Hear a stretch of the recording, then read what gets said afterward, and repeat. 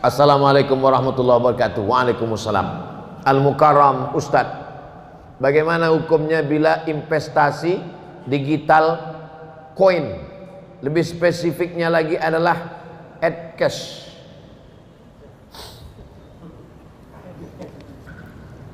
Dulu awal-awalnya jual belinya, bapak punya padi, saya punya ikan. Ikannya ditukar dengan padi. Kamu mau ikan ini tukar dengan padi? Mau.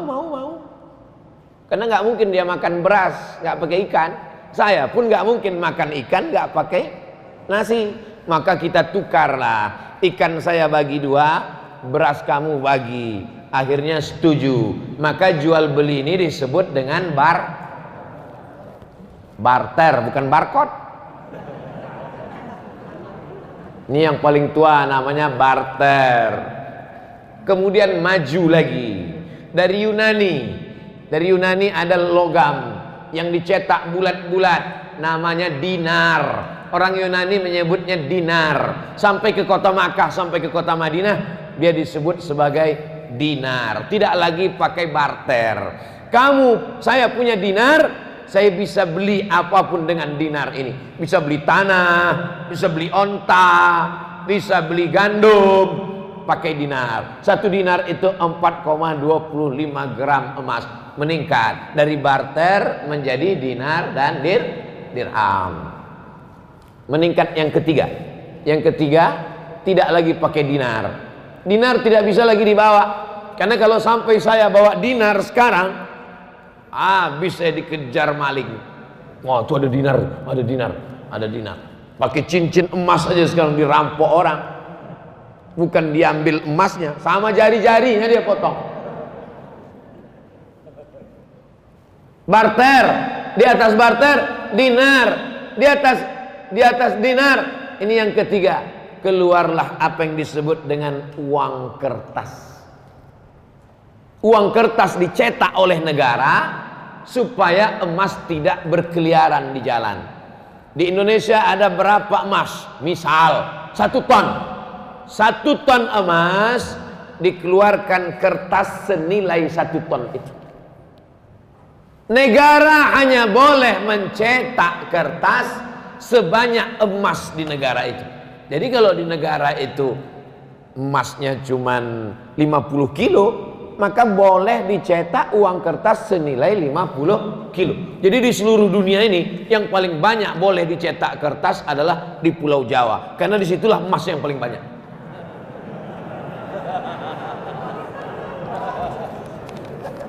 Lalu kemudian Amerika mencetak kertas lebih banyak dari emas yang ada di negaranya. Ini yang pertama kali melanggar di dunia ini, Amerika. Dia cetak kertas, ternyata nilai emasnya tidak sebanyak itu. Di Amerika itu emas tidak terlalu banyak. Kenapa sekarang emas paling banyak di Amerika? Bukan dari tanah Amerika. Emas itu dibawa dari Papua. Karena dia punya perusahaan di Papua. Dia sedot emas itu dia bawa. Lalu kemudian Amerika melanggar itu. Dia cetak kertas banyak-banyak, emasnya tidak sesuai dengan itu. Tapi karena dia punya kekuasaan, dia menguasai dunia, akhirnya boleh negara mencetak uang kertas walaupun tidak senilai dengan emas yang ada di situ. Sudah 3. Barter, dirham, dinar, kertas. Sekarang puncaknya yang keempat. Ini yang disebut dengan duit digital. Digital money. Produknya banyak, macam-macam. Sama dengan uang kertas. Namanya uang kertas, tapi ada rial, ada ringgit, ada rupiah. Nah, sekarang yang keempat ini digital money, money crypto. Jadi macam-macam dia. Duitnya nggak ada. Kalau kertas tadi masih ada kertasnya. Ini kertas. Yang ini digital money. Uangnya tuh di alam gaib. Nggak ada. Tapi dia punya. Adanya cuma di handphone, cuma di laptop, disimpan di suatu tempat. Maka kesepakatan pertemuan ulama di Universitas Darussalam Gontor Ponorogo ketemulah di situ pakar-pakar ekonomi Islam. Kesepakatannya dua. Yang pertama, sebagai alat tukar bisa. Sebagai alat tukar. Misalnya saya mau jual mobil saya, datang jamaah dari Masjid Jami Al-Mukarramah. Ustaz Somad, ya, saya mau beli mobil Ustaz. Mana uangnya? Uangnya di alam gaib Ustaz. Saya pakai uang digital. Sebagai alat tukar, kalau saya mau, boleh. Saya terima uang digital kamu, ini kirim ke sini, saya simpan di akun ini, boleh. Sebagai alat tukar. Tapi sebagai alat investasi, sebaiknya tidak. Kenapa sebaiknya tidak? Karena nilainya tidak stabil. Uang kertas saja pun nilainya tidak stabil. Uang kertas mengalami resesi. Uang kertas mengalami apa yang disebut dengan nilainya tak sama, jatuh. Harga kambing zaman Nabi dengan zaman sekarang pakai uang dinar sama, karena emas itu stabil. Makanya orang sekarang berbondong-bondong menyimpan emas. Emas tetap naik. Emas dulu 1 gram 500.000, sekarang emas sudah 1 juta. Nanti berganti zaman, berganti. Sedangkan uang, makanya kalau ada orang minjam uang, saya pinjam uang kamu 100.000 tahun 2020, dibayar tahun 2030 dengan 100.000, mau apa enggak? Saya enggak mau, karena dalam 10 tahun itu terjadi inflasi, nilai uang itu jatuh. Tapi kalau emas tidak jatuh, emas stabil.